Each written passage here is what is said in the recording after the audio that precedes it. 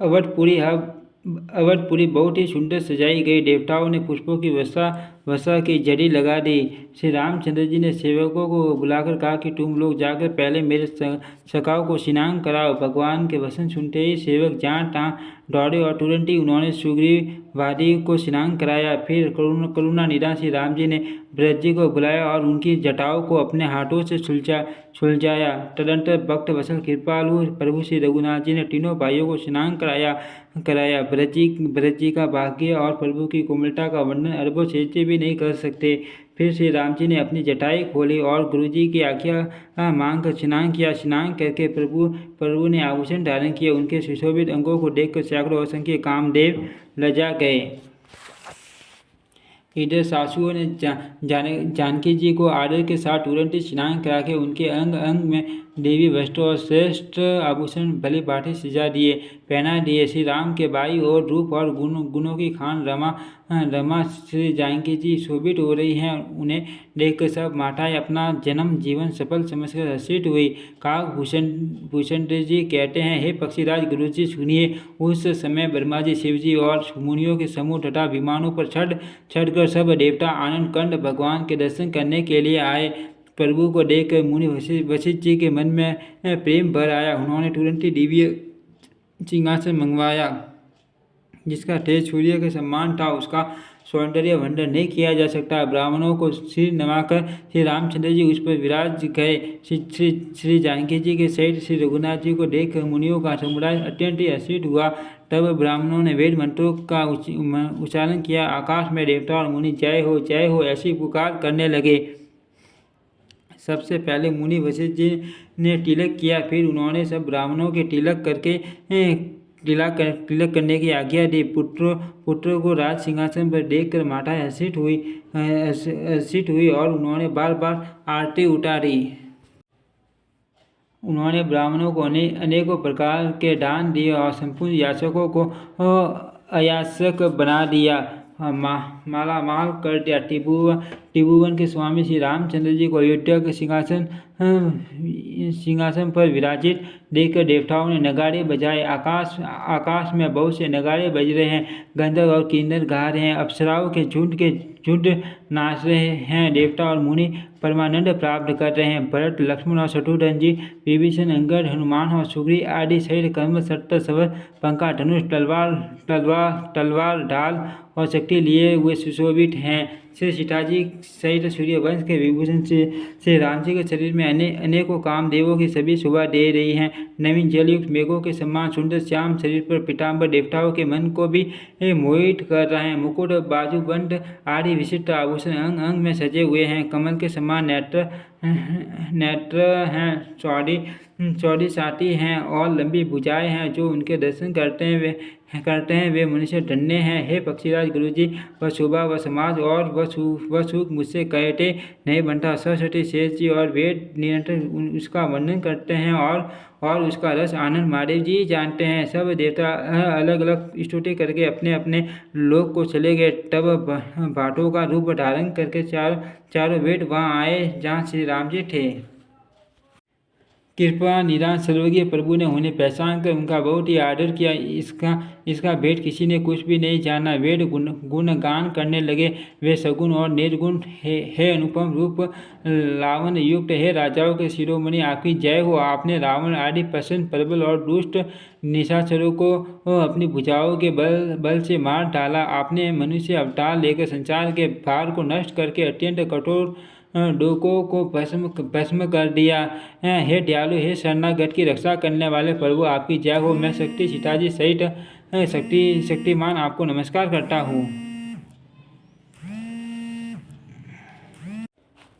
हे सगुण और निर्गुण रूप, हे अनुपम रूप लावण्य युक्त है। राजाओं के शिरोमणि आपकी जय हो। आपने रावण आदि प्रसन्न, प्रबल और दुष्ट निशाचरों को अपनी भुजाओं के बल से मार डाला। आपने मनुष्य अवतार लेकर संसार के भार को नष्ट करके अत्यंत कठोर डूकों को भस्म कर दिया। हे दयालु, हे शरणागत की रक्षा करने वाले प्रभु आपकी जय हो। मैं शक्ति सीता जी सहित शक्तिमान आपको नमस्कार करता हूँ। हे हरे, आपकी दुष्ट माया के वशीभूत होने के कारण देवता, राक्षस, नाग, मनुष्य और असर सभी काल कर्म और गुणों से है। अरे आपकी दुष्ट माया के वशीभूत होने के कारण देवता, राक्षस, नाग, मनुष्य और सर असर सभी काल कर्म और गुणों से भरे हुए अनेक वशीभूत हुए दिन रात अनंत भव आवागमन के मार्ग में भटक रहे हैं। हे नाथ, इनमें से जिनको जिनको आपने कृपा करके कृपा दृष्टि से देख लिया वे माया जनित तीनों प्रकार के दुखों से छूट गए। हे जन्म मरण के श्रम को काटने में कुशल श्री राम जी, हमारी रक्षा कीजिए। हम आपको नमस्कार करते हैं, जिन्होंने मिथ्या ज्ञान के अभिमान में विशेष रूप से मत वाले होकर जन्म मृत्यु के भय को हरने वाली आपकी भक्ति का आदर नहीं किया। हे हरि हरि, उन्हें दुर्लभ देवताओं को भी बड़ी कठिनता से प्राप्त होने वाले ब्रह्मा आदि के पद को पाकर भी हम उस पद से नीचे गिरते देखते हैं, परंतु जो सब आशाओं को छोड़कर आप पर विश्वास करके आपके दास हो रहते हैं, वे केवल आपका नाम ही जप कर बिना ही परिश्रम भव सागर से तर जाते हैं। हे नाथ, ऐसे आपका हम स्मरण करते हैं।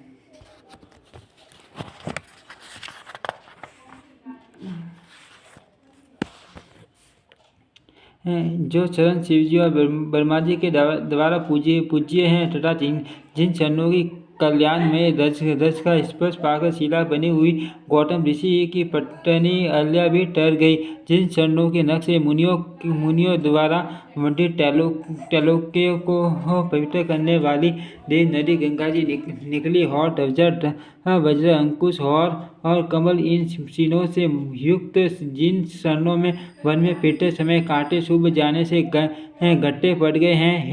हे मुकुंद, हे राम, हे रमापति, हम आपके ही उन्हीं दोनों शरण कमलों को नित्य भजते रहते हैं। वेद शास्त्रों ने कहा है कि जिसका मूल अव्यक्त प्रकृति है, जो अपरवा रूप से अनादि है, जिसके 4 तपसा से तने 25 शाखाएं और अनेकों पत्ते और बहुत से फूल हैं, जिसमें कड़वे और मीठे 2 प्रकार के फल लगे हैं, जिस पर एक ही बेल है जो उसी के आश्रित रहती है, जिसमें नित्य नए पत्ते और फूल निकलते रहते हैं। ऐसे संसार स्वरूप विश्व रूप में प्रकट आपको हम नमस्कार करते हैं। ब्रह्मा अजन्मा है अवदैत हैं, केवल अनुभव से ही जाना जाता है और मन से परे हैं। जो इस प्रकार कहकर उस ब्रह्मा का ध्यान करते हैं, वे ऐसा का करे और जाना करे कि किंतु हे नाथ, हम तो नित्य आपका सगुण यश ही गाते हैं। हे करुणा के धाम प्रभु, हे सद्गुणों की खान, हे देव, हम यह वर मांगते हैं कि मन, वचन और कर्म से विकारों को त्याग कर आपके शरणों में ही प्रेम करें।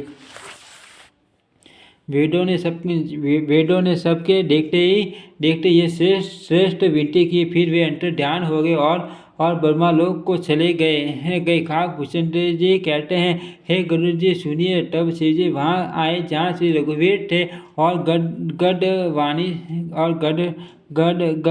वाणी से स्तुति करने लगे। उनका शरीर फूल कावली से पूर्ण हो गया। हे राम, हे रमा रमन लक्ष्मीकांत, हे जन्म मरण के संताप का नाश करने वाले, आपकी जय हो। आवागमन के भय से व्याकुल इस सेवक की रक्षा कीजिए। हे अवधपति, हे देवताओं के स्वामी, हे रमापति, हे विभो, मैं शरणागत आपसे यही मांगता हूँ कि हे प्रभु मेरी रक्षा कीजिए। हे देश, सिर और 20 भुजाओं वाले रावण का विनाश करके पृथ्वी के सब मान रोगों कष्टों को दूर करने वाले श्री राम जी, राक्षस समूह रूपी जो पतंगे थे, वे सब आपके बाण रूपी अग्नि के प्रचंड तेज से भस्म हो गए।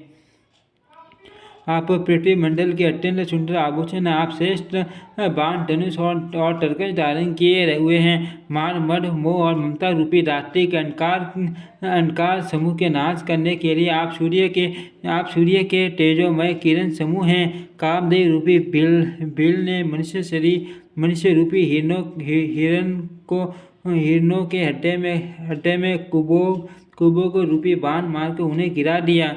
कामदेव रूपी बिल ने मनुष्य रूपी हिरणों के हृदय में कुबोग रूपी बाण मारकर उन्हें गिरा दिया। हे नाथ, हे पाप ताप का हरण करने वाले, अरे उस मार्ग विषय रूपी वन में भूले पड़े हुए इन पावन अनाथ जीवों की रक्षा कीजिए। लोग बहुत से रोगों और वियोगों और दुखों से मारे हुए हैं। ये सब आपके शरणों के निरादर के फल हैं। जो मनुष्य आपके शरण कमलों में प्रेम नहीं करते, वे अथाह भवसागर में पड़े हैं। जिन्हें आपके शरण कमलों में प्रीति नहीं, वे नित्य ही अत्यंत दीन मलिन उदास और दुखी रहते हैं। और जिन्हें आपकी लीला कथा का आधार उनको संत और भगवान सदा प्रिय लगते हैं। उनमें न राग आसक्ति है, न लोभ, न मान और है न मद। उनको संपत्ति सुख और विपत्ति दुख सम्मान है। इसी से मुनि लोग योग साधन का भरोसा सदा के लिए त्याग देते हैं और प्रसन्नता के साथ आपके सेवक बन जाते हैं। वे प्रेम पूर्वक नियम लेकर निरंतर शुद्ध हृदय से आपके शरण कमलों की सेवा करते रहते हैं और निरादर और आदर को सम्मान मानकर वे सब संत सुखी होकर पृथ्वी पर विचरते हैं। हे मुनियों के मन रूपी कमल के भ्रमर, हे मान रणधीर, हे एवं अजय श्री रघुवीर, मैं आपको बचता हूँ, आपकी शरण ग्रहण करता हूँ। हे हरि, आपका नाम जपता हूँ और आपको नमस्कार करता हूँ। आप जन्म मरण रूपी रोग की मान औषधि और अभिमान के शत्रु हैं। आप गुणशील और कृपा के परम स्थान हैं। आप लक्ष्मीपति हैं। मैं आपको निरंतर प्रणाम करता हूँ। हे रघुनंदन, आप जन्म मरण दुख सुख दुख राग देवशाली तमंतर समूह का नाश कीजिए। हे पृथ्वी की पालना करने वाले राजन, इस दिन जनक की ओर भी दृष्टि डालिए। इस दिन जन की ओर भी दृष्टि डालिए। मैं आपसे बार बार यही वरदान मांगता हूँ कि मुझे आपके शरण कमलों की असल भक्ति और आपके भक्तों का सत्संग सदा प्राप्त हो। हे लक्ष्मीपते, हर्षित होकर मुझे यही दीजिए। श्री रामचंद्र जी के गुणों का वर्णन करके उमापति महादेव जी हर्षित होकर कैलाश को चले गए। तब प्रभु ने वानरों को सब प्रकार से सुख देने वाले डेरे दिलवाए। हे गुरु जी, सुनिए, ये कथा सबको पवित्र करने वाली है। दैविक भौतिक तीनों प्रकार के तापों का और जन्म मृत्यु के भय का नाश करने वाली हैं। महाराज श्री रामचंद्र जी के कल्याण में राज्याभिषेक का चरित्र निष्काम भाव से सुनकर मनुष्य वैराग्य और ज्ञान प्राप्त करते हैं। और जो मनुष्य सकाम भाव से सुनते और जो गाते हैं, वे अनेकों प्रकार से सुख और संपत्ति पाते हैं। वे जगत में देव दुर्लभ सुखों को भोग कर अंत काल में श्री रघुनाथ जी के परम धाम को जाते हैं। इसे जो जीवन मुक्त विरक्त और विषय सुनते हैं, वे क्रमश भक्ति मुक्ति और नवीन संपत्ति नित्य नए भोग पाते हैं। हे पक्षीराज गुरु जी, मैंने अपनी बुद्धि की पहुँच के अनुसार राम कथा वर्णन की, जो जन्म मरण के भय और दुखों को हरने वाली हैं। ये वैराग्य, विवेक और भक्ति को ढूंढ करने वाली हैं तथा मोह रूपी नदी के पार करने के लिए सुंदर नाव हैं। अवधपुरी में नित्य नए मंगलोत्सव होते हैं। सभी वर्गों के लोग हर्षित रहते हैं। श्री राम जी के शरण कमलों में जिन्हें श्री शिव जी, मुनिगण और ब्रह्मा जी भी नमस्कार करते हैं, सबकी नित्य नवीन प्रीति है। भिक्षु को बहुत प्रकार से वस्त्र भूषण पहनाए गए और ब्राह्मणों ने नाना प्रकार के दान पाए। वानर सब ब्रह्मानंद में मगन है। प्रभु के शरणों में सबका प्रेम है। उन्होंने दिन जाते जाने ही नहीं और बात की बात में 6 महीने बीत गए। उन लोगों को अपने घर भूल ही गए। जागृति की तो बात ही किया, उन्हें सपन में भी घर की सूर्य याद नहीं आती। जैसे संतों के मन में दूसरों से द्रोह करने की बात कभी नहीं आती। तब श्री रघुनाथ जी ने सब सखाओं को बुलाया। सबने आकर आदर सहित सिर नवाया। बड़े ही प्रेम से श्री राम जी ने उनको अपने पास बैठाया और भक्तों को सुख देने वाले कोमल वचन कहे। तुम लोगों ने मेरी बड़ी सेवा की है। मुँह पर किस प्रकार तुम्हारी बड़ाई करूँ। मेरे हित के लिए तुम लोगों ने घरों को तथा सब प्रकार के सुखों को त्याग दिया। इससे तुम मुझे अत्यंत ही प्रिय लग रहे हो। छोटे भाई, राज्य संपत्ति, जानकी, अपना शरीर, घर, कुटुंब और मित्र, ये सभी मुझे प्रिय हैं, परंतु तुम्हारे समान नहीं। मैं झूठ नहीं कहता, ये मेरा स्वभाव है। सेवक सभी को प्यारे लगते हैं, ये नीति नियम है, पर मेरा तो दास पर स्वाभाविक ही विशेष प्रेम है। हे सखा गण अब सब लोग घर जाओ। वहाँ ढूंढ नियम से मुझे बचते रहना। मुझे सदा सर्वव्यापक और सबका हित करने वाला जानकर अत्यंत प्रेम करना। प्रभु के वचन सुनकर सबके सब प्रेम मगन हो गए। हम कौन हैं और कहाँ हैं, यह देह की सुध भी भूल गई। वे प्रभु के सामने हाथ जोड़कर टकटकी लगाए देखते देखते ही रह गए। अत्यंत प्रेम के कारण कुछ कह नहीं सकते। प्रभु ने उनका अत्यंत प्रेम देखा, तब उन्हें अनेकों प्रकार से विशेष ज्ञान का उपदेश दिया। प्रभु के सम्मुख वे कुछ कह नहीं सकते, बार बार प्रभु के चरण कमलों को देखते हैं। तब प्रभु ने अनेक रंगों के अनुपम और सुंदर गहने कपड़े मंगवाए। सबसे पहले भरत जी ने अपने हाथ से सवार कर सुग्रीव को वस्त्राभूषण पहनाए। फिर प्रभु की प्रेरणा से लक्ष्मण जी ने विभीषण जी को गहने कपड़े पहनाए, जो श्री रघुनाथ जी के मन को बहुत ही अच्छे लगे। अंदर बैठे ही रहे, वे अपनी जगह से हिलते तक नहीं। उनका उठकर प्रेम देखकर प्रभु ने उनको नहीं बुलाया। जाम्बवन और नील आदि सबको श्री रघुनाथ जी ने स्वयं भूषण वस्त्र पहनाए। वे सब अपने हृदय में श्री रामचंद्र जी के रूप को धारण करके उनके चरणों में मस्तक नवाकर चले। तब अंकर उठकर सिर नवाकर नेत्रों में जल भरकर और हाथ जोड़कर अत्यंत विनम्र तथा मानो प्रेम के रस में डूबोए हुए मधुर वचन बोले, हे सर्वज्ञ, हे कृपा और सुख के समुद्र, हे दीनों पर दया करने वाले, हे आर्तों के बंधु, सुनिए। हे नाथ, मरते समय मेरा पिता बाली मुझे आपकी ही गोद में डाल गया था। अर्थ, हे भक्तों का हितकारी, अपना अचरण चरण विरट बाना याद करके मुझे त्यागिए नहीं। मेरे तो स्वामी, गुरु, पिता और माता सब कुछ आप ही हैं। आपके शरण कमलों को छोड़कर मैं कहाँ जाऊँ। हे महाराज, आप ही विचार कर कहिए, प्रभु आपको छोड़कर घर में मेरा क्या काम है। हे नाथ, इस ज्ञान बुद्धि और बल से हीन बालक तथा दीन सेवक को शरण में रखिए। मैं घर की सब नीची सेवा करूंगा और आपके शरण कमलों को देख कर भव सागर से डर जाऊंगा। ऐसा कहकर वे श्री राम जी के चरणों में गिर पड़े और बोले, हे प्रभु, मेरी रक्षा कीजिए। हे नाथ, अब यह न कहिए कि तू घर जा। अंगद के विनम्र वचन सुनकर करुणा की सीमा प्रभु श्री रघुनाथ जी ने उनको उठाकर हृदय से लगा लिया और प्रभु के नेत्र कमल में प्रेम अश्रुओं का जल भर आया। तब भगवान ने अपने हृदय की माला, वस्त्र और मणि रत्नों के आभूषण बाली पुत्र अंगन को पहनाकर और बहुत प्रकार से समझाकर उनकी विदाई की। भक्त की करनी को याद करके भरत जी, छोटे भाई शत्रुघ्न जी और लक्ष्मण जी सहित उनको पहुँचाने चले। भक्त की करनी को याद करके भरत जी, छोटे भाई शत्रुघ्न जी और लक्ष्मण जी सहित उनको पहुँचाने चले। अंगद के हृदय में थोड़ा प्रेम नहीं, अर्थात बहुत अधिक प्रेम है। वे फिर कर श्री राम जी की ओर देखते हैं और बार बार दंडवत प्रणाम करते हैं। मन में ऐसा आता है कि श्री राम जी मुझे रहने को कह दे। वे श्री राम जी के देखने की, बोलने की, चलने की तथा हंसकर मिलने की रीति को याद करके सोचते हैं, दुखी होते हैं। किंतु प्रभु का रूप देखकर बहुत से विनय वचन कहकर तथा हृदय में चरण कमलों को रखकर वे चले। अत्यंत आदर के साथ सब वानरों को पहुंचाकर भाइयों सहित ब्रज लौट आए। तब हनुमान जी ने सुग्रीव के शरण पकड़कर अनेक प्रकार से विनती की और कहा, हे देव, 10 कुछ दिन श्री रघुनाथ जी की शरण सेवा करके फिर मैं आकर आपके चरणों के दर्शन करूंगा। सुग्रीव ने कहा, हे पवन कुमार, तुम पुण्य की राशि हो जो भगवान ने तुमको अपनी सेवा में रख लिया। जाकर कृपा धाम से राम जी की सेवा करो। सब वानर ऐसा कहकर तुरंत चल पड़े। अंगद ने कहा, हे हनुमान, सुनो, मैं तुमसे हाथ जोड़कर कहता हूँ, प्रभु से मेरी दंडवत कहना और श्री रघुनाथ जी को बार बार मेरी याद कराते रहना। ऐसा कहकर बालीपुत्र अंगद चले। तब हनुमान जी लौट आए और आकर प्रभु से उनका प्रेम वर्णन किया। उसे सुनकर भगवान प्रेम मगन हो गए।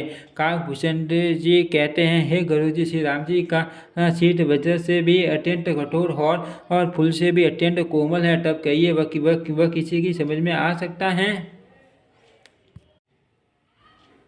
फिर कृपालु श्री राम जी ने निषाद राज को बुला लिया। और उसे भूषण वस्त्र प्रसाद में दिए। फिर कहा, अब तुम भी घर जाओ, वहाँ मेरा स्मरण करते रहना और मन वचन तथा कर्म से धर्म के अनुसार चलना। तुम मेरे मित्र हो और भरत के समान भाई हो। अयोध्या में सदा आते जाते रहना। यह वचन सुनते ही उसको भारी सुख उत्पन्न हुआ। नेत्रों में आनंद और प्रेम के आंसुओं का जल भरकर वह चरणों में गिर पड़ा। फिर भगवान के चरण कमलों को हत्थे में रखकर वह घर आया और आकर अपने कुटुंबियों को उसने प्रभु का स्वभाव सुनाया। श्री रघुनाथ जी का यह चरित्र देखकर अवधपुरवासी बार बार कहते हैं कि सुख के रास्ते श्री रामचंद्र जी धन्य हैं। श्री रामचंद्र जी के राज्य पर प्रतिष्ठित होने पर तीनों लोग हर्षित हो गए हैं। उनके सारे शोक जाते रहे। कोई किसी से वैर नहीं करता। श्री रामचंद्र जी के प्रताप से सबकी विषमता आंतरिक भेदभाव मिट गई।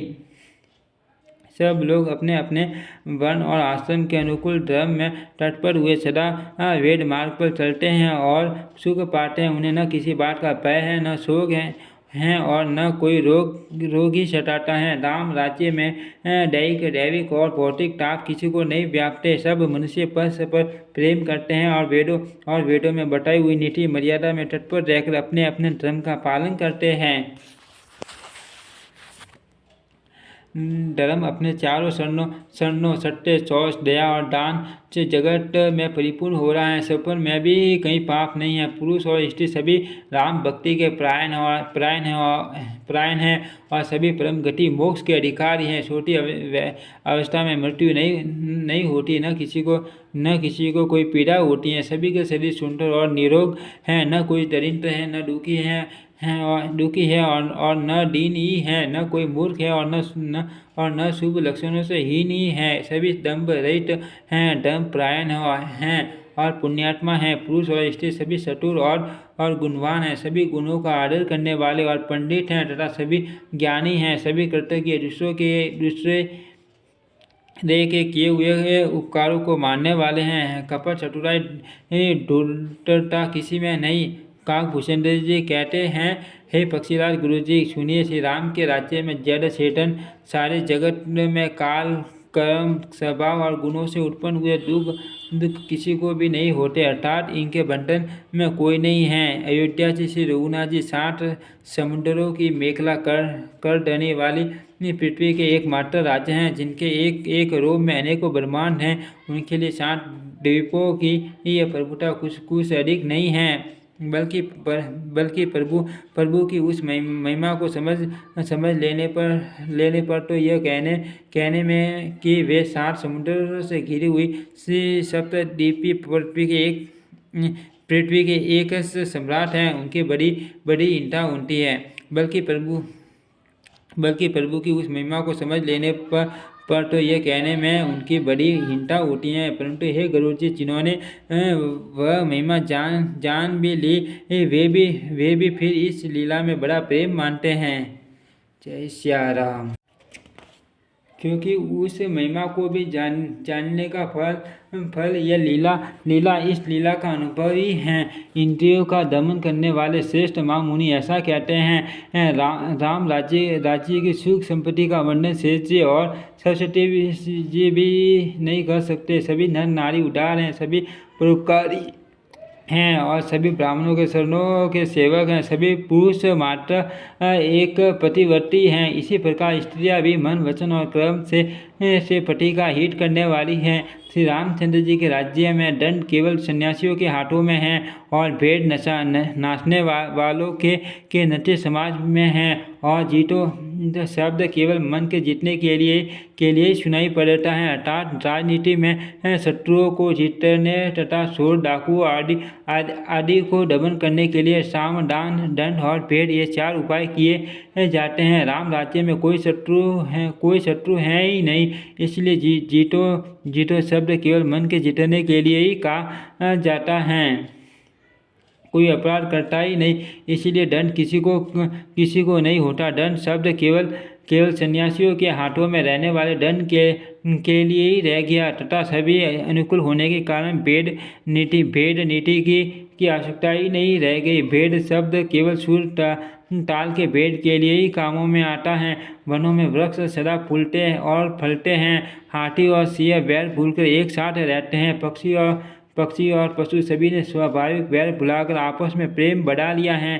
पक्षी कूजते हैं, मीठी बोली बोलते हैं। भांति भांति के पशुओं के समूह वन में निर्भय विचरते हैं और आनंद करते हैं। शीतल मंद सुगंधित पवन चलता रहता है। भौरे पुष्पों का रस लेकर चलते वे गुंजार करते जाते हैं।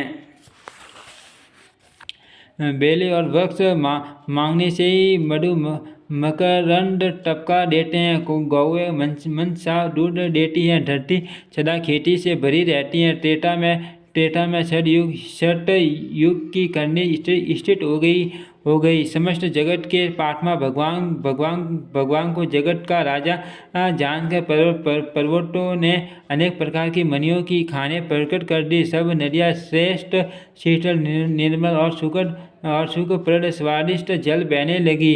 समुद्र अपनी मर्यादा में रहते हैं। वे लहरों के द्वारा किनारों पर रतन डाल देते हैं जिन्हें मनुष्य पा जाते हैं। सब तालाब कमलों से परिपूर्ण है। दसों दिशाओं के विभाग अर्थात सभी प्रदेश अत्यंत प्रसन्न हैं। श्री रामचंद्र जी के राज्य में चंद्रमा अपनी अमृतमय किरणों से पृथ्वी को पूर्ण कर देते हैं। सूर्य उतना ही तपते हैं जितने की आवश्यकता होती है और मेघ मांगने से जब जहाँ जितना चाहिए उतना ही जल देते हैं। प्रभु श्री राम जी ने करोड़ों अश्वमेघ यज्ञ किए और ब्राह्मणों को अनेकों दान दिए। श्री रामचंद्र जी वेद मार्ग के पालने वाले, धर्म की धुरी को धारण करने वाले, प्रकृति जन्य सत्व रज और तम तीनों गुणों से अतीत और भोगों ऐश्वर्य में इंद्र के सम्मान है। शोभा की खान, सुशील और विनम्र सीता जी सदा पति के अनुकूल रहती हैं। वे कृपा सागर श्री राम जी की प्रभुता महिमा को जानती हैं और मन लगाकर उनके शरण कमलों की सेवा करती हैं। यद्यपि घर में बहुत से अपार दास और दासियां हैं और वे सभी सेवा की विधि में कुशल हैं, तथापि स्वामी की सेवा का महत्व जानने वाली श्री सीता जी घर की सब सेवा अपने ही हाथों से करती हैं और श्री रामचंद्र जी की आज्ञा का अनुसरण करती हैं। कृपा सागर श्री रामचंद्र जी जिस प्रकार से सुख मानते हैं श्री जी वही करती हैं, क्योंकि वे सेवा की विधि को जानने वाली हैं। घर में कौशल्या आदि सभी सासुओं की सीता जी सेवा करती हैं। उन्हें किसी बात का अभिमान और मद नहीं है। शिव जी कहते हैं, हे उमा जगत जननी रमा सीता जी ब्रह्मा आदि देवताओं से वंदित और सदा आनंदित सर्वगुण संपन्न हैं। यद्यपि घर में बहुत से अपार दास और दासियां हैं और वे सभी सेवा की विधि में कुशल हैं, तथापि स्वामी की सेवा का महत्व जानने वाली श्री सीता जी घर की सब सेवा अपने ही हाथों से करती हैं और श्री रामचंद्र जी की आज्ञा का अनुसरण करती हैं।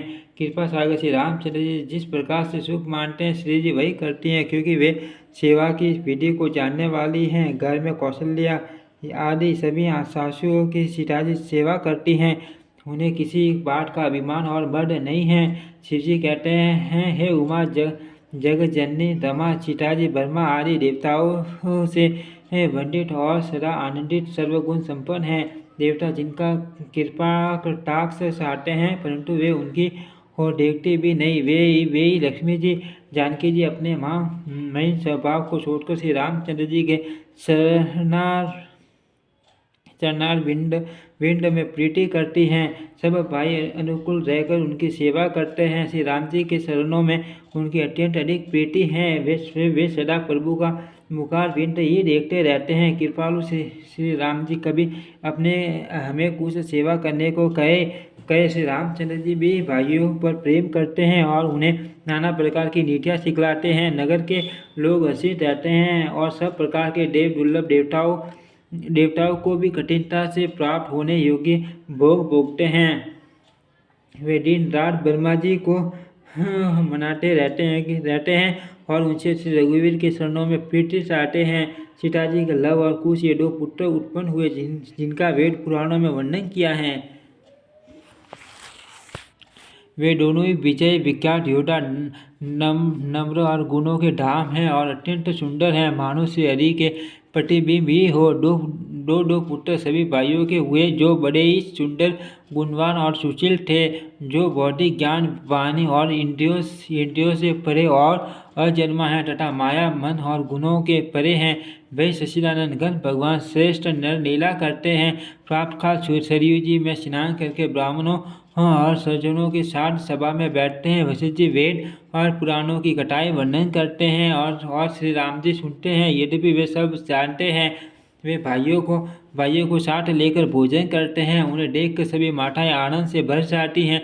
भरत जी और शत्रुघ्न जी दोनों भाई हनुमान जी सहित उप वनों में जाकर वहां बैठकर श्री राम जी के गुणों की कटाई पूछते हैं और हनुमान जी अपनी सुंदर बुद्धि से उन गुणों में गोता लगाकर वर्णन करते हैं। श्री रामचंद्र जी निर्मल गुणों को सुनकर दोनों भाई अत्यंत सुख पाते हैं और विनय करके बार बार कल वाते हैं। सबके यहाँ घर घर में पुराणों और अनेक प्रकार के पवित्र राम चरित्रों की कथा होती हैं। पुरुष और स्त्री सभी रामचंद्र जी का गुणगान करते हैं और इस आनंद में दिन रात का बीतना भी नहीं जान पाते।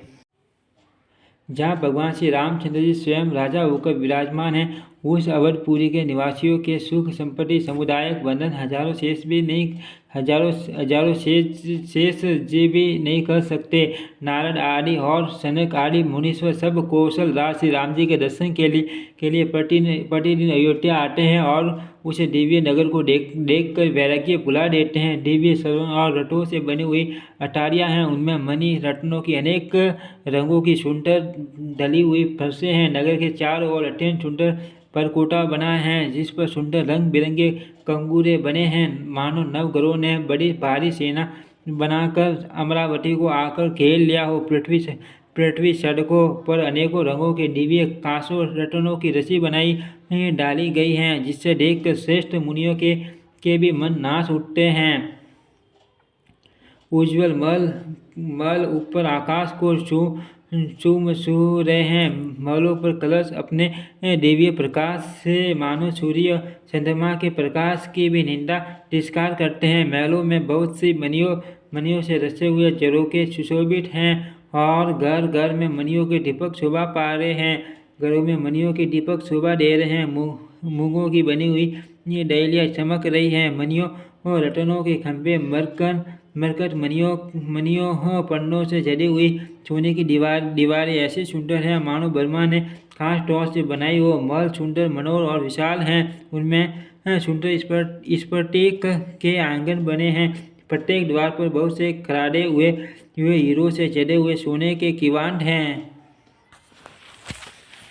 घर घर में सुंदर चित्रशालाएं हैं, जिनमें श्री राम जी के चरित्र बड़ी सुंदरता के साथ सवार कर अंकित किए हुए हैं। जिन्हें मुनि देखते हैं तो वे उनके भी शीट को चुरा लेते हैं। सभी लोगों ने विभिन्न प्रकार की पुष्पों की वाटिकाएं यत्न करके लगा रखी हैं, जिनमें बहुत जातियों की सुंदर और ललित लताएं सदा वसंत की तरह फूलती रहती हैं। भौरे मनोहर शब्द से गुंजार करते हैं। सदा तीनों प्रकार की सुंदर वायु बैठी रहती है। बाल कोने ने बहुत से पक्षी पाल रखे हैं, जो मधुर बोली बोलते हैं और उड़ने में सुंदर लगते हैं। मोर, हंस, सारस और कबूतर घरों के ऊपर बड़ी शोभा पाते हैं। वे भी मणियों की दीवारों में और छत में जहाँ तहाँ अपनी परछाई देखकर वहाँ दूसरे पक्षी समझकर बहुत प्रकार से मधुर बोली बोलते हैं और नृत्य करते हैं। बालक तोता मैना को बढ़ाते हैं कि कहो राम रघुपति जनक पालन राज द्वार सब प्रकार से सुंदर हैं। गलियां चौराहे और बाजार सभी सुंदर हैं। सुंदर बाजार हैं, जो वर्णन करते नहीं बनता। वहाँ वस्तुएं बिना ही मूल्य मिलती हैं। जहाँ स्वयं लक्ष्मीपति राजा हो, वहाँ की संपत्ति का वर्णन कैसे किया जाए। बजाज कपड़े का व्यापार करने वाले, शराब, रुपये पैसे का लेन देन करने वाले आदि वणिक व्यापारी बैठे हुए ऐसे जान पड़ते हैं, मानो अनेक कुबेर हो। स्त्री, पुरुष, बच्चे और बूढ़े जो भी हैं, सभी सुखी, सदाचारी और सुंदर हैं। नगर के उत्तर दिशा में सरयू जी बह रही हैं, जिनका जल निर्मल और गहरा है। मनोहर घाट बंटे हुए हैं कि किनारे पर जरा भी कीचड़ नहीं है। अलग कुछ दूरी पर वह सुंदर घाट है जहाँ घोड़ों और हाथियों के ठठ जल पिया करते हैं। पानी भरने के लिए बहुत से जनाने घाट हैं जो बड़े ही मनोहर हैं। वहाँ पुरुष स्नान नहीं करते। राधे घाट सब प्रकार से सुंदर और श्रेष्ठ हैं जहाँ चारों वर्णों के पुरुष स्नान करते हैं। सरयू जी के किनारे किनारे देवताओं के मंदिर हैं जिनके चारों ओर सुंदर उपवन बगीचे हैं। नदी के किनारे कई कई विरक्त और ज्ञानपरायण मुनि और सन्यासी निवास करते हैं।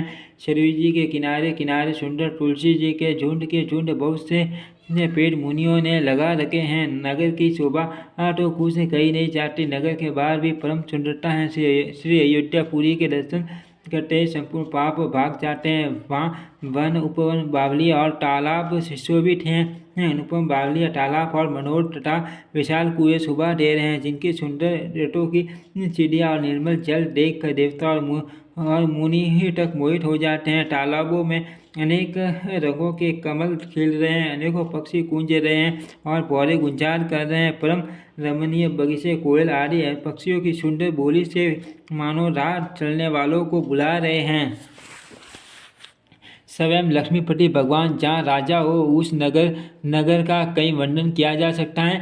अनिमा आदि 8 सिद्धियाँ और समस्त सुख संपत्तियाँ अयोध्या में सा रही हैं। लोग जहाँ तहाँ श्री रघुनाथ जी के गुण गाते हैं और बैठकर एक दूसरे को यही सीख देते हैं कि शरणागत का पालन करने वाले श्री राम जी भजो। शोभाशील रूप और गुणों के धाम श्री रघुनाथ जी को भजो। कमल नयन और सांवले शरीर वाले को भजो। पलक जिस प्रकार नेत्रों की रक्षा करते हैं उसी प्रकार अपने सेवकों की रक्षा करने वाले को भजो। सुंदर बाण धनुष और तरकस धारण करने वाले को भजो। संत रूपी कमल वन के खिलाने के लिए सूर्य रूप दंडे श्री राम जी को भजो। काल रूपी भयानक सर्प के भक्षण करने वाले श्री राम रूप गुरु जी को भजो। निष्काम भाव से प्रणाम करते ही ममता का नाश कर देने वाले श्री राम जी को भजो। लोभ मोह रूपी हरिणों के समूह के नाश करने वाले श्री राम रूप किराट को भजो। कामदेव स्वरूप हाथी के लिए सिंह रूप तथा सेवकों को सुख देने वाले श्री राम जी को भजो। संशय और शोक रूपी घने अहंकार के नाश करने वाले श्री राम रूप सूर्य को भजो। राक्षस रूपी घने वन को चलाने वाले श्री राम रूप अग्नि को भजो। जन्म मृत्यु के भय को नाश करने वाले श्री जानकी जी समेत श्री रघुवीर को क्यों नहीं भजते। बहुत सी वासनाओं रूपी मच्छरों को नाश करने वाले श्री राम रूप हिम राशि बर्फ के ढेर को भजो। नित्य एक रस अजन्मा और अविनाशी श्री रघुनाथ जी को भजो। मुनियों को आनंद देने वाले पृथ्वी का भार उतारने वाले और तुलसीदास के उदार दयालु स्वामी श्री राम जी को भजो। इस प्रकार नगर के स्त्री पुरुष श्री राम जी का गुणगान करते हैं और कृपा निधान श्री राम जी सदा सब पर अत्यंत प्रसन्न रहते हैं। काकभूषण जी कहते हैं, हे पक्षीराज गुरु जी, जब से राम प्रताप रूपी अत्यंत प्रसन्न सूर्य उदित हुआ है तब से तीनों लोकों में पूर्ण प्रकाश भर गया है। इससे बहुतों को सुख और बहुतों को मन में शोक हुआ। जिनको शोक हुआ उन्हें मैं बखान कर कहता हूँ, सर्वत्र प्रकाश छा जाने से पहले तो विद्या रूपी रात्रि नष्ट हो गई। पाप रूपी उल्लू जहाँ तहाँ छिप गए और काम क्रोध रूपी कुमुद मुड़ गए। भांति के बंधन काल कर्म गुण काल और सभा ये सकोर हैं जो राम प्रताप रूपी सूर्य के प्रकाश में कभी सुख नहीं पाते। मत्स्य दाह मान मोह और मद रूपी जो शोर हैं उनका कला भी किसी और नहीं चल पाता। धर्म रूपी तालाब में ज्ञान विज्ञान ये अनेकों प्रकार के कमल खिल उठे। सुख संतोष वैराग्य और विवेक ये अनेकों शोक रहित हो गए। ये श्री राम प्रताप रूपी सूर्य जिसके हृदय में जब प्रकाश करता है तब जिनका वर्णन पीछे से किया गया वे धर्म ज्ञान विज्ञान सुख संतोष वैराग्य और विवेक बढ़ जाते हैं, और जिनका वर्णन पहले किया गया वे अविद्या पाप काम क्रोध कर्म काल गुण स्वभाव आदि नाशकों को प्राप्त होते हैं, नष्ट हो जाते हैं। एक बार भाइयों से श्री रामचंद्र जी परम प्रिय हनुमान जी को साथ लेकर सुंदर उपवन देखने गए। वहाँ के सब वृक्ष फूले हुए और नए पट्टों से युक्त थे। सुअवसर जानकर सनकादि मुनि आए, जो तेज के पुंज सुंदर गुण और शील से युक्त तथा सदा ब्रह्मानंद में लवलीन रहते हैं। देखने में तो वे बालक लगते हैं, परंतु हैं बहुत समय के, मानो चारों वेदी बालक रूप धारण किए हुए हो। वे मुनि समदर्शी हैं और भेद रहित हैं। दिशाई ही उनके वस्त्र हैं। उनके एक ही व्यसन है कि जहाँ श्री रघुनाथ जी की चरित्र कथा होती है, वहाँ जाकर वे उसे अवश्य सुनते हैं। शिव जी कहते हैं, हे भवानी, सनकादि मुनि वहाँ गए, वहीं से चले आ रहे हैं जहाँ ज्ञानी मुनि श्रेष्ठ श्री अगस्त्य जी रहते थे। श्रेष्ठ मुनि श्री राम जी की बहुत सी कथाएं वर्णन की थी, जो ज्ञान उत्पन्न करने में उसी प्रकार समर्थ है जैसे लकड़ी से अग्नि उत्पन्न होती है। सनकादि मुनियों को आते देखकर श्री रामचंद्र जी ने हर्षित होकर दंडवत की और स्वागत कुशल पूछकर प्रभु ने उनके बैठने के लिए अपना पीताम्बर बिछा दिया। फिर हनुमान जी सहित तीनों भाइयों ने दंडवत की। सबको बड़ा सुख हुआ। मुनि श्री रघुनाथ जी अतुल्य सभी देखकर उसी में मगन हो गए। वे मन को रोक न सके। वे जन्म मृत्यु के चक्र से छुड़ाने वाले श्याम शरीर, कमल नयन, सुंदरता के धाम श्री राम जी को टकटकी लगाए देखते ही रह गए। पलक नहीं मारते और प्रभु हाथ जोड़े सिर नवा रहे हैं। उनकी प्रेम वियल दशा देखकर उन्हीं की बातें श्री रघुनाथ जी ने नेत्रों से प्रेम आंसुओं का जल बहने लगा और शरीर पुलकित हो गया। तदनंतर प्रभु ने हाथ पकड़कर श्रेष्ठ मुनियों को बैठाया और परम मनोहर वचन कहे, हे मुनीश्वर, सुनिए, आज मैं धन्य हूँ। आपके दर्शनों ही से सारे पाप नष्ट हो जाते हैं। बड़े ही भाग्य से सत्य संग की प्राप्ति होती है, जिससे बिना ही परिश्रम जन्म मृत्यु का चक्र नष्ट हो जाता है।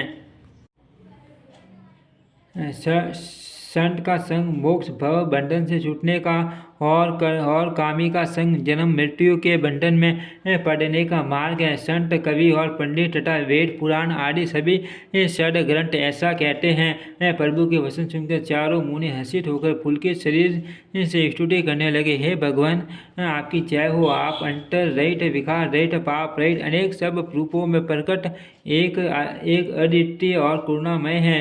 हे निर्गुण, आपकी जय हो। हे गुणों के समुद्र, आपकी जय हो, जय हो। आप सुख के धाम, अत्यंत सुंदर और अति चतुर हैं। हे लक्ष्मीपति, आपकी जय हो। हे पृथ्वी के धारण करने वाले, आपकी जय हो। आप उमा रहित, अजन्मा, अनादि और शोभा की खान हैं। आप ज्ञान के भंडार, स्वयं मान रहित और दूसरों को मान देने वाले हैं। वेद और पुराण आपका पावन सुंदर यश गाते हैं। आप तत्व के जानने वाले की हुई सेवा को मानने वाले और अज्ञान का नाश करने वाले हैं। हे निरंजन, माया रहित, आपके अनेकों अनंत नाम हैं और कोई नाम नहीं, अर्थात आप सब नामों के परे हैं।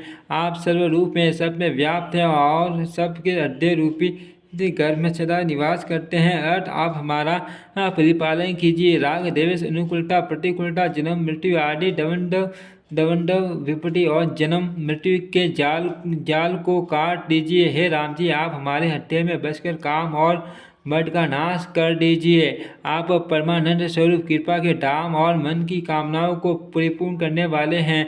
हे श्री राम जी, हमको अपनी अविचल प्रेम भक्ति दीजिए। हे रघुनाथ जी, आप हमें अपने अत्यंत पवित्र करने वाली और तीनों प्रकार के तापों और जन्म मरण के कलेशों का नाश करने वाली भक्ति दीजिए। हे शरणागतों की कामना पूर्ण करने के लिए कामधेनु और कल्पवृक्ष रूप प्रभु प्रसन्न होकर हमें यही वर दीजिए। हे रघुनाथ जी, आप जन्म मृत्यु रूप समुद्र को सोखने के लिए अगस्त्य मुनि के समान हैं। आप सेवा करने में सुलभ हैं तथा सब सुखों के देने वाले हैं। हे दीन बंधु, मन से उत्पन्न दारुण दुखों का नाश कीजिए और अब में समदृष्टि का विस्तार कीजिए। आप विषयों की आशा, भय और ईर्ष्या आदि के निवारण करने वाले हैं तथा विनय, विवेक और वैराग्य के विस्तार करने वाले हैं। हे राजाओं के शिरोमणि एवं पृथ्वी के भूषण श्री राम जी, संसरती जन्म मृत्यु के प्रवाह रूपी नदी के लिए नौका रूप अपनी भक्ति प्रदान कीजिए। हे मुनियों के मन रूपी मान सरोवर में निरंतर निवास करने वाले हंस आपके शरण कमल ब्रह्मा जी और शिव जी के द्वारा भंडित हैं। आप रघुकुल के केतु, भेद मर्यादा के रक्षक और काल कर्म स्वभाव तथा गुण रूप बंधनों के भक्षक नाशक हैं। आप तारण स्वयं टरे हुए और दूसरों को टालने वाले तथा सब दोषों को हरने वाले हैं। तीनों लोकों के विभूषण आप ही तुलसीदास के स्वामी हैं। प्रेम से बार बार स्तुति करके और सिर नवाकर तथा अपना अत्यंत मन सा वर पाकर संकारी मुनि ब्रह्मालोक को गए। संकारिक मुनि ब्रह्मालोक को चले गए। तब भाइयों ने श्री राम जी के चरणों में सिर नवाया। सब भाई प्रभु से पुष्ट सकुचाते हैं, इसलिए सब हनुमान जी की ओर देख रहे हैं। हे वे प्रभु वे श्री मुख की वाणी सुनना चाहते हैं, जिसे सुन के सारे भ्रमों का नाश हो जाता है। अंतर्यामी प्रभु सब जान गए और पूछने लगे, कहो हनुमान क्या बात है। तब हनुमान जी हाथ जोड़कर बोले, हे दीन दयालु भगवान सुनिए। हे नारद भरत जी कुछ पूछना चाहते हैं, पर प्रश्न करते मन में सकुचा रहे हैं। भगवान ने कहा, हनुमान तुम तो मेरा स्वभाव जानते ही हो। भरत के और मेरे बीच में कभी कोई अंतर भेद है। प्रभु के वचन सुनकर भरत जी ने उनके शरण पकड़ लिए और कहा, हे नाथ शरणागत के दुखों को हरने वाले सुनिए। हे नाथ, न तो मुझे कुछ संदेह है और न सफल में भी शोक है और मोह है। हे कृपा और सानंद के समूह, यह केवल आपकी ही कृपा फल है। तथापि हे कृपा निधान, मैं आपसे एक दृष्टा करता हूँ। मैं सेवक हूँ और आप सेवक को सुख देने वाले, इससे मेरी दृष्टा को क्षमा कीजिए और मेरे प्रश्न का उत्तर देकर सुख दीजिए। हे रघुनाथ जी, वेद पुराणों ने संतों की महिमा बहुत प्रकार से गाई है। आपने भी अपने श्रीमुख से उनकी बड़ाई की है और उन पर प्रभु आपका प्रेम भी बहुत है। हे प्रभु, मैं उनके लक्षण सुनना चाहता हूँ। आप कृपा के समुद्र हैं और गुण तथा ज्ञान में अत्यंत निपुण हैं। हे शरणागत का पालन करने वाले संत और असंत के भेद अलग अलग करके मुझको समझाकर कहिए। श्री राम जी ने कहा, हे भाई, संतों के लक्षण गुण और असंख्य हैं, जो भेद और गुण और पुराणों में प्रसिद्ध हैं। संत और असंतों की करनी ऐसी है जैसे कुल्हाड़ी और चंद्रमा का आचरण होता है। हे भाई सुनो, कुल्हाड़ी संतन को काटती है क्योंकि उसका स्वभाव या काम ही वृक्षों को काटना है, किंतु संतन अपने स्वभाववश अपना गुण देकर उसे काटने वाली कुल्हाड़ी को सुगंध से सुवासित कर देता है।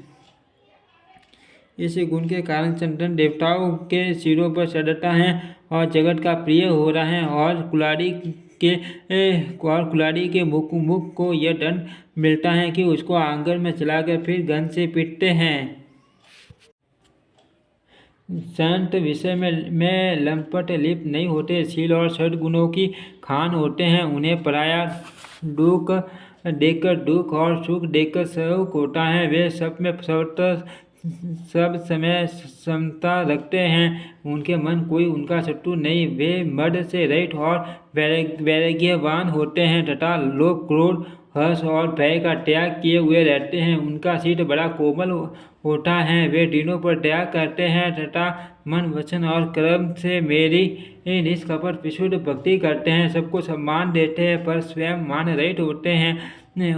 हे भरत, वे प्राणी संत जन मेरे प्राणों के समान हैं। उनका कोई कामना नहीं होती। वे मेरे नाम के परायण होते हैं। शांति वैराग्य विनय और प्रसन्नता के घर होते हैं। उनमें शीतलता सरलता सबके प्रति मित्र भाव और ब्राह्मण के शरणों में प्रीति होती है, जो धर्मों का उत्पन्न करने वाली हैं। हे ठाठ, ये सब लक्षण जिसके हृदय में बसते हो उसको सदा सच्चा संत जानना। जो सम मन के निग्रह, दम, इंद्रियों के निग्रह, नियम और नीति से कभी विचलित नहीं होते और मुख से कभी कठोर वचन नहीं बोलते, जिन्हें निंदा और स्तुति बड़ाई दोनों सम्मान हैं और मेरे शरण कमलों में जिनकी ममता है, वे गुणों के धाम और सुख की राशि संत जन मुझे प्राणों के समान प्रिय हैं।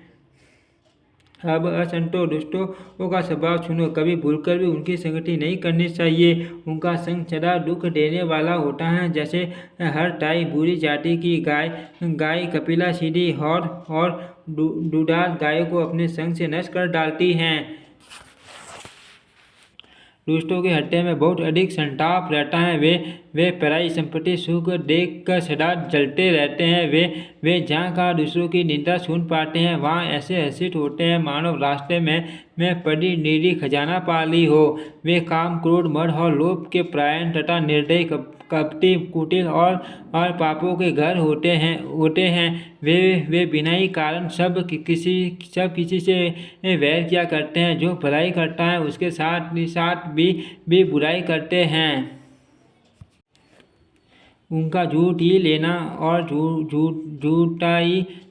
उनका झूठा ही लेना और झूठा ही देना होता है। झूठा ही भोजन होता है और झूठा ही सबेना होता है। अर्थात वे लेने देने के व्यवहार में झूठ का आश्रय लेकर दूसरों का हक मार लेते हैं अथवा झूठी डींग हाका करते हैं कि हमने लाखों रुपए ले लिए, करोड़ों का दान कर दिया। इसी प्रकार खाते हैं चने की रोटी और कहते हैं कि आज खूब माल खाकर आए, अथवा सबेना चबाकर रह जाते हैं और कहते हैं हमें बढ़िया भोजन से वैराग्य है इत्यादि। मतलब यह कि वे सभी बातों में झूठी बोला करते हैं। जैसे मोर बहुत मीठा बोलता है परंतु उसका हृदय ऐसा कठोर होता है कि वह मान विषैले सांपों को भी खा जाता है। वैसे ही वे भी ऊपर से मीठे वचन बोलते हैं परंतु हृदय के बड़े निर्दयी होते हैं। वे दूसरों से द्रोह करते हैं और पराई स्त्री, पराई धन तथा पराई निंदा में आसक्त रहते हैं। वे पामर और पाप में मनुष्य नर शरीर धारण किए हुए राक्षसी हैं। लोभ ही उनका ओढ़ना और लोभ ही बिछौना होता है। अर्थात लोभ ही से वे सदा घिरे हुए रहते हैं। वे पशुओं के समान आहार और मैथुन के ही परायण होते हैं। उन्हें यमपुर का भय नहीं लगता। यदि किसी की बड़ाई सुन पाते हैं तो वे ऐसी दुख भरी सांस लेते हैं मानो उन्हें चूड़ी आ गई हो। और जब किसी की विपत्ति देखते हैं तब ऐसे सुखी होते हैं मानो जगत भर के राजा हो गए हो। वे सर्वार्थ परायण, परिवार, लोगों के विरोधी, काम और लोभ के कारण लंपट और अत्यंत क्रोधी होते हैं। और जब किसी विपत्ति वे माता पिता, गुरु और ब्राह्मण किसी को नहीं मानते। आप तो नष्ट हुए ही रहते हैं। साथ ही अपने संग से दूसरों को भी नष्ट करते हैं। मोहवश दूसरों से द्रोह करते हैं। उन्हें न संतों का संग अच्छा लगता है न भगवान की कथा ही सुहाती है। वे अवगुणों के समुद्र, मन, बुद्धि, कामी, राग युक्त वेदों के निंदन और जबरदस्ती पराये धन के स्वामी लूटने वाले होते हैं। वे दूसरों से द्रोह तो करते ही हैं परंतु ब्राह्मण द्रोह विशेषता से करते हैं। उनके हृदय में दम और कपट भरा रहता है परंतु वे ऊपर से सुंदर वेश धारण किए रहते हैं। ऐसे नीच और दुष्ट मनुष्य सत्य युग और त्रेता में नहीं होते। द्वापर में थोड़े से होंगे और कलयुग में तो इनके झुंड के झुंड होंगे। हे भाई, दूसरों की भलाई के समान कोई धर्म नहीं और दूसरों को दुख पहुँचाने के समान कोई निष्ठा पाप नहीं। हे तात, समस्त पुराणों और वेदों का यह निश्चित सिद्धांत मैंने तुमसे कहा। इस बात को पंडित लोग जानते हैं। मनुष्य शरीर धारण करके जो लोग दूसरों को दुख पहुंचाते हैं उनको जन्म मृत्यु के मान संकट सहने पड़ रहते हैं। मनुष्य मोहवश स्वार्थ परायण होकर अनेकों पाप करते हैं। इसी से उनका परलोक नष्ट हुआ रहता है। हे भाई, मैं उनके लिए काल रूप भयंकर हूँ और उनके अच्छे और बुरे कर्मों का यथायोग्य फल देने वाला हूँ। ऐसा विचार कर जो लोग परम चतुर हैं वे संसार के प्रवाह को दुख रूप जानकर मुझे ही बचते हैं। इसी से वे शुभ और अशुभ फल देने वाले कर्मों को त्याग कर देवता, मनुष्य और मुनियों के नायक मुझको बचते हैं। इस प्रकार मैंने संतों और असंतों के गुण कहे। जिन लोगों ने इन गुणों को समझ रखा है वे जन्म मरण के चक्कर में नहीं पड़ते। हे तात, सुनो, माया से रचे हुए ये अनेक सब गुण और दोष हैं। इनकी कोई वास्तविक सत्ता नहीं है। गुण विवेक इसी में है कि दोनों ही न देखे जाए। इन्हें देखना ही अविवेक है। भगवान के श्रीमुख से ये वचन सुनकर सब भाई हर्षित हो गए। प्रेम उनके हृदय में समाता नहीं। वे बार बार बड़ी विनती करते हैं।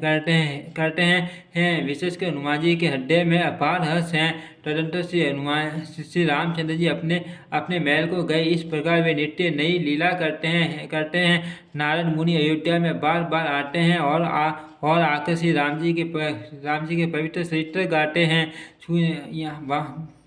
मुनि यहाँ से नित्य नए नए चरित्र देखकर जाते हैं और ब्रह्मालोक में जाकर सब कथा कहते हैं। ब्रह्मा जी सुनकर अत्यंत सुख मानते हैं और कहते हैं, हे तात, बार बार श्री राम जी के गुणों का गान करो। सनकादि मुनि नारद जी की सराहना करते हैं। यद्यपि वे सनकादि मुनि ब्रह्मनिष्ठ हैं, परंतु श्री राम जी का गुणगान सुनकर वे भी अपनी ब्रह्म समाधि को भूल जाते हैं और आदरपूर्वक उसे सुनते हैं। वे राम कथा सुनने के श्रेष्ठ अधिकारी हैं। सनकादि मुनि जैसे जीव मुक्त और ब्रह्मनिष्ठ पुरुष भी ध्यान ब्रह्मा समाधि छोड़कर श्री राम जी के चरित्र सुनते हैं। यह जानकर भी जो श्री हरि के कथा से प्रेम नहीं करते, उनके हृदय सचमुच ही पत्थर के समान है। एक बार श्री रघुनाथ जी के बुलाए हुए गुरु वशिष्ठ जी, ब्राह्मण और अन्य सब नगरवासी सभा में आए। जब गुरु मुनि ब्राह्मण तथा अन्य सब सज्जन यथा योग्य बैठ गए, तब भक्तों के जन्म मरण को मिटाने वाले श्री राम जी वचन बोले, हे समस्त नगरवासियों, मेरी बात सुनिए। यह बात मैं हृदय में कुछ ममता लाकर नहीं कहता हूँ, न अनिति की बात कहता हूँ और न इसमें कुछ प्रभुता ही है। इसलिए संकोच और भय छोड़कर ध्यान देकर मेरी बातों को सुन लो और फिर यदि तुम्हें अच्छी लगे तो उसके अनुसार करो। वही मेरा सेवक है और वही प्रियतम है जो मेरी आज्ञा माने। हे भाई, यदि मैं कुछ अनिति की बात कहूँ तो भय भुलाकर बेकर टके मुझे रोक देना। बड़े भाग्य से यह मनुष्य शरीर मिला है। सब ग्रंथों ने यही कहा है कि यह शरीर देवताओं को भी दुर्लभ है, कठिनता से मिलता है। यह साधन का धाम और मोक्ष का दरवाजा है। इसे पाकर भी जिसने परलोक न बना लिया, वह परलोक में दुख पाता है, सिर पीट कर पछताता है तथा अपना दोष न समझकर काल पर, कर्म पर और ईश्वर पर मिथ्या दोष लगाता है। हे भाई, इस शरीर के प्राप्त होने का फल विषय भोग नहीं है। इस जगत के भोगों की तो बात ही क्या स्वर्ग का भोग भी बहुत थोड़ा है और अंत में दुख देने वाला है। जो लोग मनुष्य शरीर पाकर विषयों में मन लगा देते हैं, वे मूर्ख अमृत को बदलकर विष ले लेते हैं। जो पारस मणि को खोकर बदले में गुंगसी ले लेता है, उसको कभी कोई भला बुद्धिमान नहीं कहता। ये अविनाशी जी अंतर सब देश जरायुज और उद्भिज 4 खानों और 84 लाख योनियों में चक्कर लगाता रहता है। माया की प्रेरणा से काल, क्रम, स्वभाव और गुणों से घिरा हुआ इनके वश में हुआ यह सदा भटकता रहता है। बिना ही कारण स्नेह करने वाले ईश्वर कभी विरले ही दया करके इसे मनुष्य का शरीर देते हैं। यह मनुष्य का शरीर भवसागर से तारने के लिए बेड़ा जहाज है। मेरी कृपा ही अनुकूल वायु है। सद्गुरु इस मजबूत जहाज के कारण डाल खेने वाले हैं। इस प्रकार दुर्लभ कठिनता से मिलने वाले साधन सुलभ होकर भगवत कृपा से सहज ही उसे प्राप्त हो गए हैं।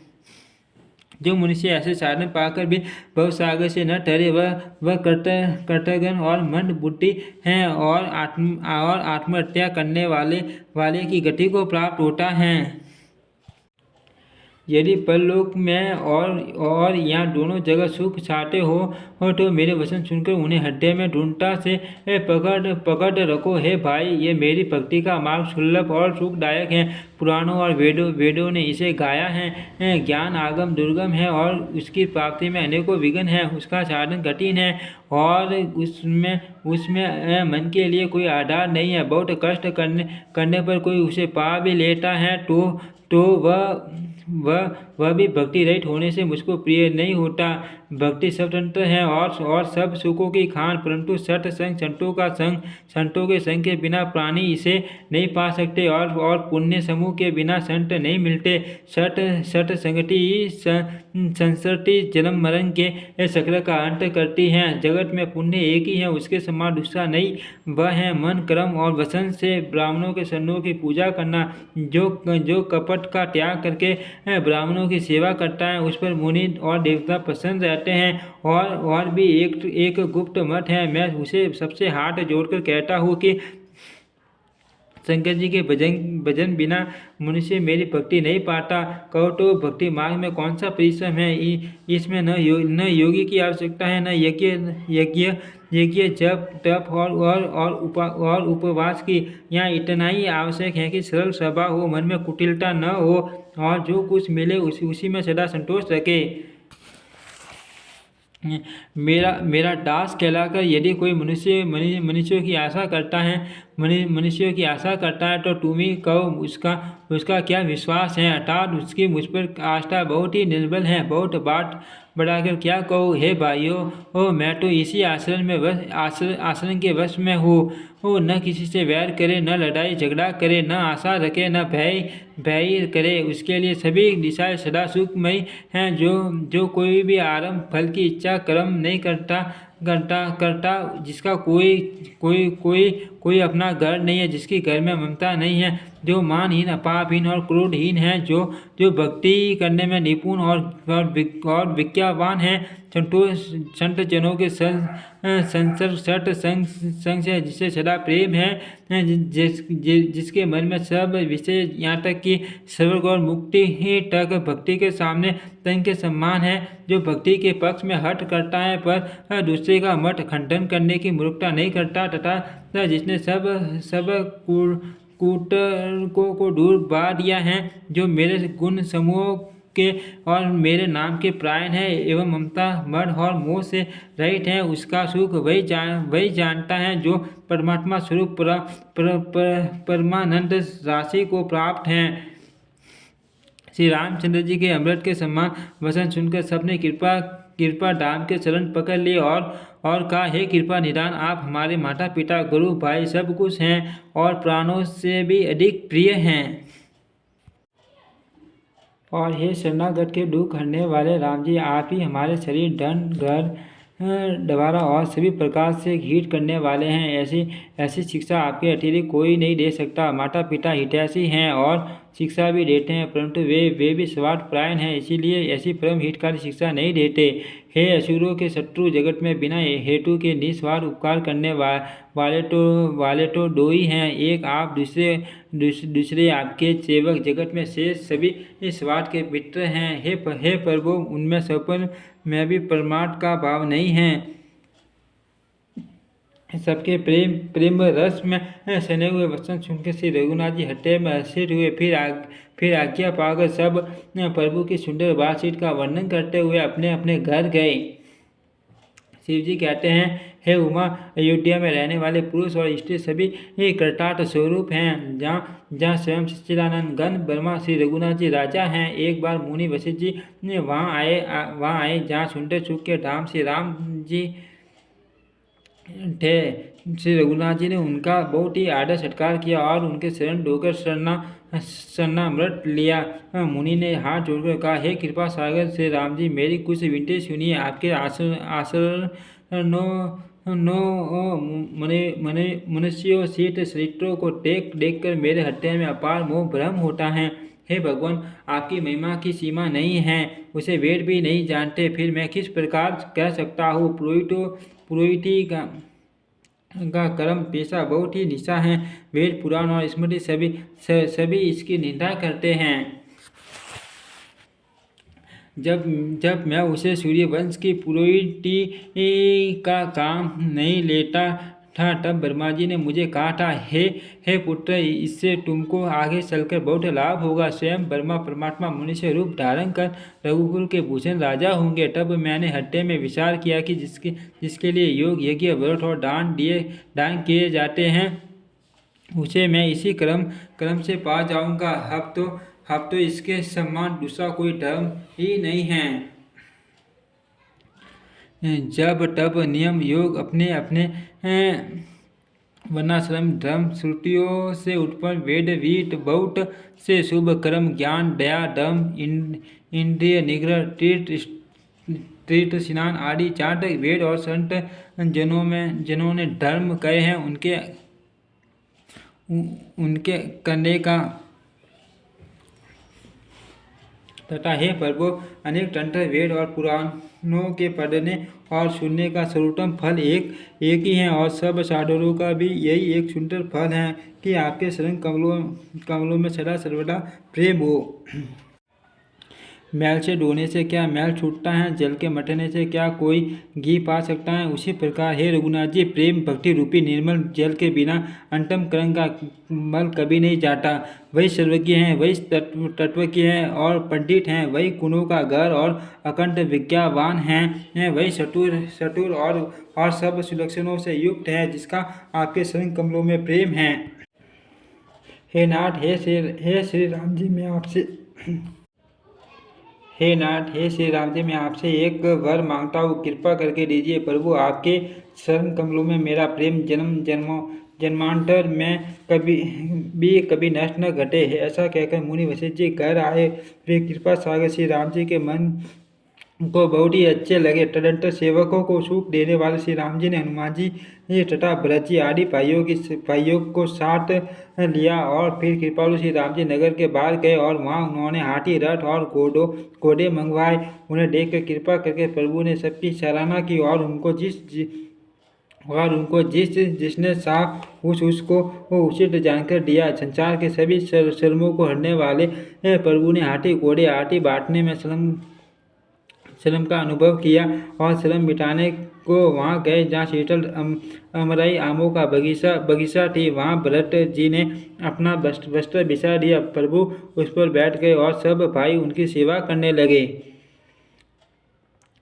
उस समय पवन पुत्र हनुमान जी पवन पंखा करने लगे। उनका शरीर पुलकित हो गया और नेत्रों में प्रेम अश्रु का जल भर आया। शिवजी कहने लगे, हे गिरिजे, हनुमान जी के समान न तो कोई बड़ भागी है और न कोई श्री राम जी के शरणों का प्रेमी है, जिनके प्रेम और सेवा की स्वयं प्रभु ने अपने श्री मुख से बार बार बड़ाई की है। उसी अवसर पर नारद मुनि हाथ में वीणा लिए हुए आए। वे श्री राम जी की सुंदर और नित्य नवीन रहने वाली कीर्ति गाने लगे। कृपा पूर्वक देख लेने मात्र से शोक के छुड़ाने वाले हे कमल नयन, मेरी ओर देखिए, मुझ पर भी कृपा दृष्टि कीजिए। हे हरि, आप अनिल कमल के समान श्याम वन और कामदेव के शत्रु महादेव जी के हृदय कमल के मकरंद प्रेम रस के पान करने वाले भ्रमर हैं। आप राक्षसों की सेना के बल को तोड़ने वाले हैं। मुनियों और संत जनों को आनंद देने वाले और पापों के नाश करने वाले और ब्राह्मण रूपी खेती के लिए आप नए मेघ समूह हैं और शरणहीनों को शरण देने वाले तथा दीन जनों को अपने पास आश्रय में ग्रहण करने वाले हैं। अपने बाहुबल से पृथ्वी के बड़े भारी बोझ को नष्ट करने वाले खरदूषण और विराट के वध करने में कुशल रावण के शत्रु आनंद स्वरूप राजाओं में श्रेष्ठ और दशरथ के कुल रूपी कुमुदिनी के चंद्रमा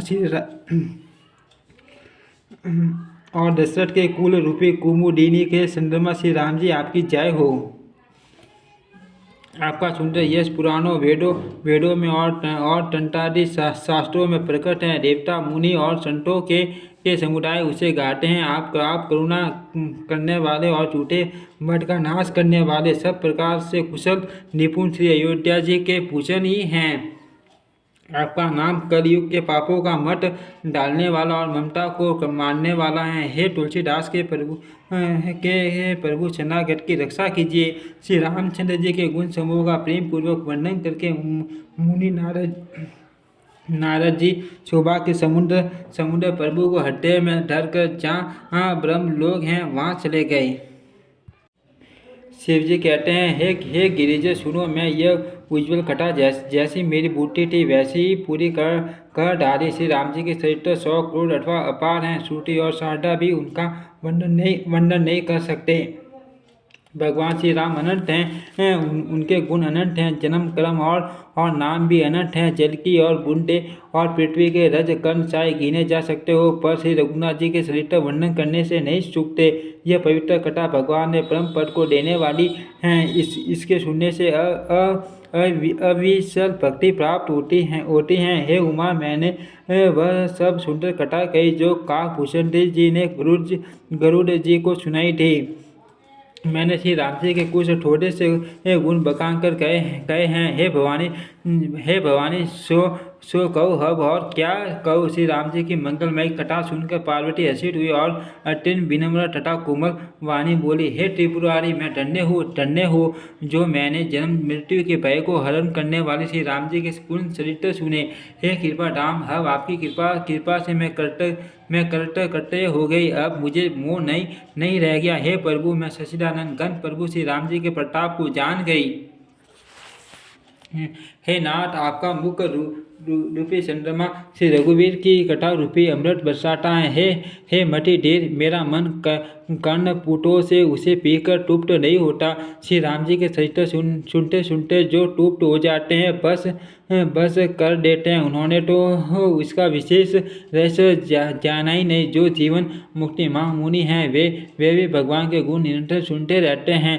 जो संसार रूपी सागर का पार पाना चाहते हैं, उसके लिए तो श्री राम जी की कथा ढूंढ नौका के समान। श्री हरि के गुण समुद्र विषय लोगों के लिए भी कानों को सुख देने वाले और मन को आनंद देने वाले हैं। जगत में कान वाला ऐसा कौन है जिसे श्री रघुनाथ जी के चरित्र न सुहाते हो। जिन्हें श्री रघुनाथ जी की कथा नहीं सुहाती, वे मूर्ख जीव तो अपनी आत्मा की हत्या करने वाले हैं।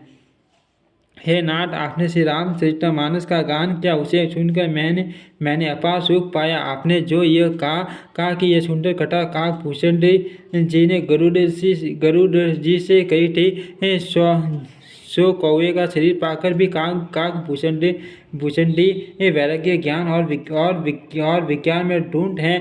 उनका श्री राम जी के शरणों में अत्यंत प्रेम है और उन्हें श्री रघुनाथ जी की भक्ति भी प्राप्त है। इस बात का मुझे परम संदेह हो रहा है। हे त्रिपुरारी, सुनिए, हजारों मनुष्यों में कोई एक धर्म के व्रत का धारण करने वाला होता है और करोड़ों धर्मात्माओं में कोई एक विषय में विमुख, विषयों का त्यागी और वैराग्य परायण होता है। श्रुति कहती है कि करोड़ों विरक्तों में कोई एक ही समय यथार्थ ज्ञान को प्राप्त करता है और करोड़ों ज्ञानियों में कोई एक ही जीवन मुक्त होता है। जगत में कोई विरला ही ऐसा जीवन मुक्त होगा। हजारों जीवन मुक्तों में मैं भी सब सुखों की खान बर्मा में लीन विज्ञानवान पुरुष और भी दुर्लभ हैं। धर्मात्मा वैराग्यवान ज्ञानी जीव मुक्त और माँ बर्मा लीन हैं। इन सब में भी हे देवारी देव महादेव जी, वह प्राणी अत्यंत दुर्लभ हैं जो मद और माया से रहित होकर श्री राम जी की भक्ति एक प्रायण हो। हे विश्वनाथ, ऐसे दुर्लभ हरि भक्ति को कौवा कैसे पा गया, मुझे समझा कर कहिए।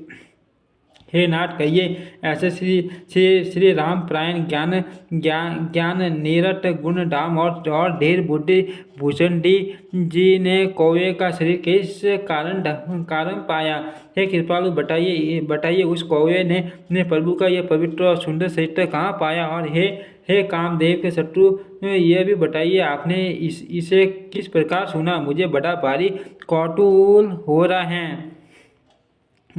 गरुड़ जी तो महान ज्ञानी सद्गुणों की राशि श्री हरि के सेवक और उनके अत्यंत निकट रहने वाले उनके वाहन ही हैं। उन्होंने मुनियों के समूह को छोड़कर कौवे से जाकर हरि कथा किस कारण सुनी।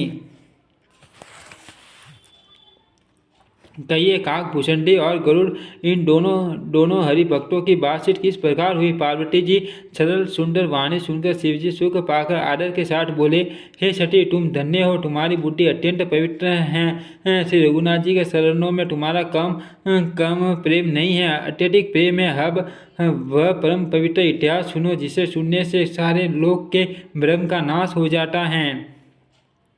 तथा श्री राम जी के चरणों में विश्वास उत्पन्न होता है और मनुष्य बिना ही परिश्रम संसार रूपी समुद्र से तर जाता है। पक्षीराज गुरु जी ने भी जाकर काकभूषण जी से प्राय ऐसे ही प्रश्न किए थे। हे उमा, मैं वह सब आदर सहित कहूँगा, तुम मन लगाकर सुनो। मैंने जिस प्रकार वह भव जन्म मृत्यु से छुड़ाने वाली कथा सुनी, हे सुमुखी, हे सुलोचनी ने वह प्रसंग सुनो। पहले तुम्हारा अवतार दक्ष के घर हुआ था, तब तुम्हारा नाम छठी था। दक्ष के यज्ञ में तुम्हारा अपमान हुआ, तब तुमने अत्यंत क्रोध करके प्राण त्याग दिए थे और फिर मेरे सेवकों ने यज्ञ विध्वंस कर दिया था। वह सारा प्रसंग तुम जानती हो। तब मेरे मन में बड़ा शोष हुआ और हे प्रिय, मैं तुम्हारे वियोग से दुखी हो गया। मैं विरक्त भाव से सुंदर वन, पर्वत, नदी और तालाबों का कौतुक दृश्य देखता फिरता था। सुमेरु पर्वत की उत्तर दिशा में और भी दूर सुमेरु पर्वत की उत्तर दिशा में और भी दूर एक बहुत ही सुंदर नील पर्वत है। उसके सुंदर सरवन में शिखर है। उनमें 4 सुंदर शिखर मेरे मन को बहुत ही अच्छे लगे। उन शिखरों में एक पर बरगद, पीपल, पाकर और आम का एक विशाल वृक्ष है। पर्वत के ऊपर एक सुंदर तालाब शोभित है, जिसकी मणियों की सीढ़ियाँ देखकर मन मोहित हो जाता है। उसका जल शीतल, निर्मल और मीठा है। उसमें रंग बिरंगे बहुत से कमल खिले हुए हैं। हंसगण मधुर शब्द से बोल रहे हैं और पौधे सुंदर गुंजार कर रहे हैं। उस सुंदर पर्वत पर वही पक्षी काकभूषण बसता है। उसका नाम कल्प के अंत में भी नहीं होता। उसका नाश कल्प के अंत में भी नहीं होता। माया रचित अनेकों गुण, दोष, मोह, काम आदि अविवेक जो सारे जगत में चाह रहे हैं, उस पर्वत के पास भी कभी नहीं फटकते।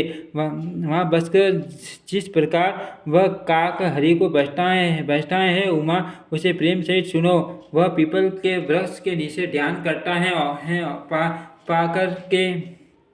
पाकर के नीचे जब यज्ञ करता है, आपकी छाया में मानसिक पूजा करता है। श्री हरि के भजनों को छोड़कर उसे दूसरा कोई काम नहीं है। बरगद के नीचे वह श्री हरि की कथाओं का प्रसंग कहता है। वहाँ अनेकों पक्षी आते और कथा सुनते हैं। वह विचित्र राम चरित्र को अनेकों प्रकार से प्रेम से आदर पूर्वक गान करता है।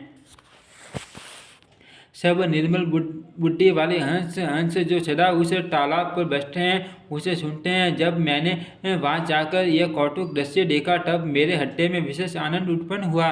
तब मैंने हंस का शरीर धारण कर कुछ समय वहाँ निवास किया और श्री रघुनाथ जी के गुणों का आदर सहित सुनकर फिर कैलाश को लौट आया। हे गिरिजय, मैंने वह सब इतिहास कहा कि जिस समय मैं काकभूषण जी के पास गया था। अब वह कथा सुनो, जिस कारण पक्षी कुल के ध्वजा गुरुजी उस काक के पास गए थे। जब श्री रघुनाथ जी ने ऐसी रण लीला की, जिस लीला का स्मरण करने से मुझे लज्जा होती है। मेघनाथ के हाथों अपने को बंधा दिया। तब नारद मुनि ने गरुड़ को भेजा। सर्पों के भक्षक गरुड़ जी बंधन काट कर गए। तब उनके हृदय में बड़ा भारी विषाद उत्पन्न हुआ। प्रभु के बंधन को स्मरण करके सर्पों के शत्रु गरुड़ जी बहुत प्रकार से विचार करने लगे। जो व्यापक विकार रहित वाणी के पति और माया मोह से परे ब्रह्मा परमेश्वर है। मैंने सुना था कि जगत में उन्हीं का अवतार है, पर मैंने उस अवतार का प्रभाव कुछ भी नहीं देखा। जिनका नाम जपकर मनुष्य संसार के बंधन से छूट जाते हैं, उन्हीं राम को एक टूस राक्षस ने नागपाश से बांध लिया। गुरुजी अनेकों प्रकार से अपने मन को समझाया, पर उन्हें ज्ञान नहीं हुआ। हृदय में भ्रम और भी अधिक सा गया। संदेह जनित दुख से दुखी होकर मन में कर्तक बढ़ाकर वे तुम्हारी बाटी मोहवश हो गए।